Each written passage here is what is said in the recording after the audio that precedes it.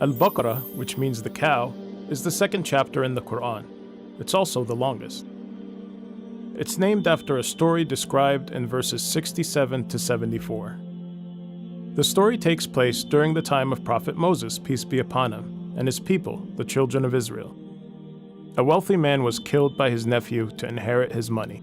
The nephew then left his uncle's body in another village, hoping someone else would be blamed for the murder. When the villagers found the body, accusations began to fly, as people began blaming one another. The elders in the village turned to Prophet Moses, peace be upon him, for guidance. God then revealed his command to Moses, ordering his people to sacrifice a cow. They were doubtful, though, of his command, and accused Moses of mocking them. They sarcastically asked him what kind of cow, and what color should it be. God revealed to Moses that it had to be a bright yellow cow that was neither old nor young. After a long search, they finally found a cow that fit the description. It belonged to a young man who lived with his mother. They were both very poor, and the cow was the only thing his late father left them. Because of that, the price to sell the cow was very steep. He asked them for the cow's size in gold. Out of desperation, they ended up paying. After slaughtering the cow, God ordered them to strike the victim's body with a portion of the cow.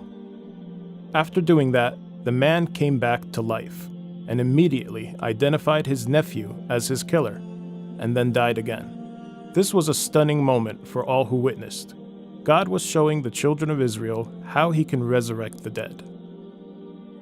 This was important because many among the children of Israel at the time had begun to doubt the whole notion of life after death, and their belief in the Day of Judgment began to waver. A large portion of this chapter talks about the children of Israel, particularly during the time of Prophet Moses, peace be upon him. They are mentioned as an example of a nation that came before us, that we should not emulate.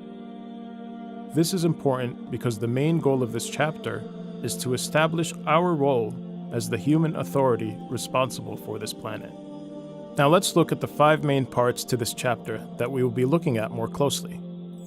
The first part identifies 3 types of people that exist, and the key differences between them. We then learn about the importance of worshiping God, and are introduced to the story of Adam, peace be upon him, and how humans came to exist.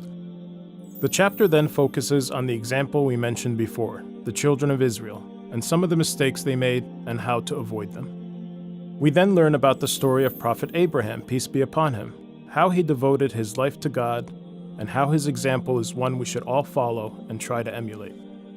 Finally, we learn about what it means to be Muslim and the laws God prescribed to us to help us live a successful and fulfilling life. These 5 parts come together to show us a blueprint of how to live our life in a way that pleases God and keeps us on the straight path, and how to avoid the mistakes of those who came before us. In the next video, we will look at each of these parts in more detail. Help us create more videos by visiting our website today and contributing to our mission and project. Please subscribe to our YouTube channel to access more videos and content.